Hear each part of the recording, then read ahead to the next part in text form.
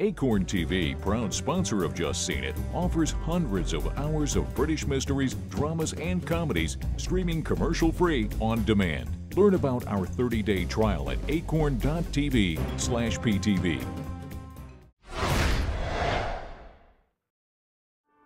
Philomena Lee was a pregnant teenager who was forced to give up her child.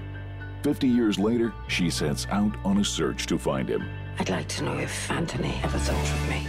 I've thought of him every day. She is joined by a jaded journalist who wants to write about her quest in Philomena. Hi, I'm Liz. I'm Lisa. And I'm Sean. Next up is Philomena, based on a true story. We've all just seen it. Liz, what'd you think of Philomena?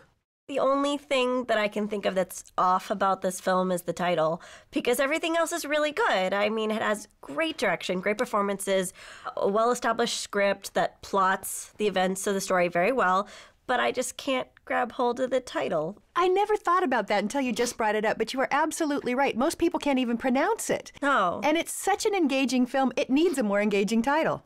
So one of the actors here, Steve Coogan, also co-wrote the script with Jeff Pope. It's based on a book by the character that Martin Sixsmith that Steve Coogan plays. And it's just really interesting to see a true story play out in the sort of mysterious ways that this film does, and not in a way that you would necessarily expect. You hear about this movie, about this little old Irish lady searching for her long-lost son, and you don't necessarily think that it's going to have the revelations that this movie does. And that's really part of what keeps this film interesting for the entire haul. This is a story that was very prominent, and his book was a decent seller. So a lot of people know where the movie's going, yet still there are revelations throughout and really poignant moments, which is also a testimony to the acting abilities of Judi Dench and Steve Coogan. The film almost ventured into being anti-Catholic. I mean, it sort of hints on that. Well, you were sensitive to those things, though. No. But no, it's the Abbey that's shown in this movie of nuns is not the Abbey in The Sound of Music. Let's just put it that way. But there is a central faith in the character of Philomena. She remains Catholic throughout her life, and she's very strong with her faith, and that actually allows her to go on this journey maybe more than anything else. So I thought that was a nice touch to sort of bring it back to being centralized with her character. And the end of the film reinforces a diplomacy towards religion. It's not necessarily pro-Catholic or anti-Catholic. By the end of the film, you see the reason why she keeps her faith and the reason why Martin Sixsmith doesn't necessarily believe. So Judi Dench, of course, is the star of our film, playing Philomena Lee, and she's just had a great string of performances. She played M in several Bond pictures, my favorite, and here she is again with a performance that could potentially lead to another Oscar nomination. I had a hip replacement last year, Martin. Right. It's much better than the bone one I had before. Yes. And it's titanium, so it won't rust. Oh, it's a good job, otherwise I'd have to oil you like the Tin Man. Is that right? Judi Dench's passion to find her son is what carries you through. I mean, the fact that she cares so much makes you care about finding her son. And I would say any other actress would probably make this film falter along those lines if they hadn't given such a good, strong performance.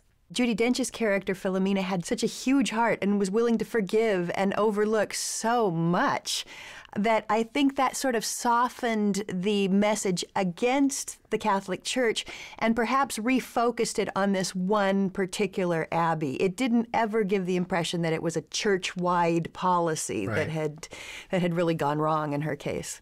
We have a very cynical performance from Steve Coogan, who brings a levity to the story and a levity to the performances that balances out everything. Now, I've seen him do so much broader comedy that it was really fun to see him a little more reserved, and his was all about the reaction rather than the action, and I liked his character snark. It was the perfect foil for Judi Dench. It made it a little bit of a buddy comedy. It did, and most of the real jokes of the film come from Judi Dench, and it's really just the reactions of Steve Coogan with that sort of dry wit that makes it even funnier in a way.